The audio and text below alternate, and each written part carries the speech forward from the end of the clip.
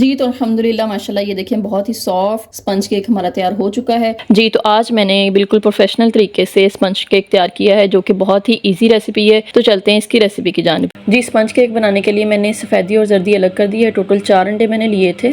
ठीक है, सफ़ेदी को मैं अलग से ब्लेंड करूँगी। इतना ब्लेंड करना है कि ये फ्लफ़ी हो जाए। अच्छा, यहाँ पे मैं आपको एक बात बताना चाहती हूँ कि आपने वीडियो को पूरा वॉच करना है, कोई भी स्टेप मिस नहीं करना, क्योंकि ये बहुत इंपॉर्टेंट है। बिल्कुल प्रोफेशनल तरीके से रेसिपी बन रही है, ना तो इसमें ऑयल जाएगा ना ही दूध जाएगा।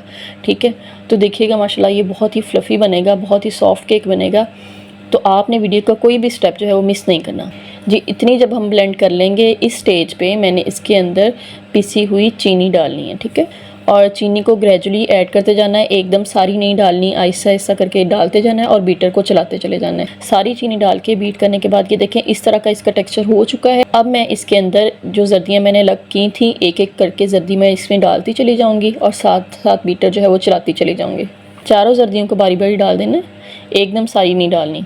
1 टीस्पून मैं इसके अंदर वनीला एसेंस के शामिल करूँगी जर्दियाँ डालने के बाद। फिर दोबारा से थोड़ा सा इसको और बीट करेंगे।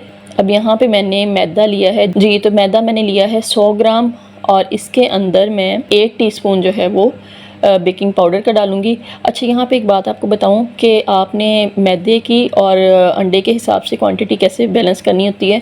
इसमें यह कि अगर आपने एक अंडा लिया है ना, ठीक है, तो उसके अंदर आपने 25 ग्राम आपने डालना है मैदा। ठीक है, इसी तरह 25 ग्राम के हिसाब से आपने बढ़ाते चले जाना है। अच्छा, अब यहाँ पे मैंने मैदे को जो है वो ग्रेजुअली ऐड करते चले जाना है और साथ साथ हल्का से बीटर चलाना है, बहुत ज़्यादा ओवर बीट इसको नहीं करना। जी तो ये देखें यहाँ पे मैंने इसको मिक्स कर लिया है। यहाँ पे अब आपने क्या करना है, किसी भी स्पैचुला का या चम्मच का यूज़ करना है। अब बीटर को ज़्यादा यूज़ नहीं करना। जी तो अब मैंने इसको मोल्ड में शिफ्ट कर लिया है। मोल्ड के अंदर डालने से पहले आपने इसको ग्रीस कर लेना अच्छे तरीके से। ठीक है, अब मैंने इसको कुकर के अंदर रखूँगी। ठीक है, और कुकर को मैंने 10 मिनट के लिए प्री हीट किया है, ज़्यादा प्री हीट नहीं किया। अगर आप पतीली में रख रहे हैं तो उसको 20 मिनट कर लें, कुकर में रख रहे हैं तो 10 मिनट कर लें। अब तकरीबन हम इसको 40 से 45 मिनट के लिए बेक करेंगे और बेक करने के बाद देखते हैं। जी तो अल्हम्दुलिल्लाह केक जो है वो बेक हो चुका है। तो उम्मीद है आपको हमारी रेसिपी पसंद आई होगी। अगर आप हमारे चैनल पर नए हैं तो चैनल को ज़रूर सब्सक्राइब करें और बेल आइकन को ज़रूर दबाएं ताकि हमारी आने वाली हर नई वीडियो आपको मिल सकें। तो मिलते हैं अल्लाह ताला की नई किसी नेमत के साथ। तब तक अपना बहुत बहुत ख्याल रखिएगा। बहुत शुक्रिया। अल्लाह हाफिज़।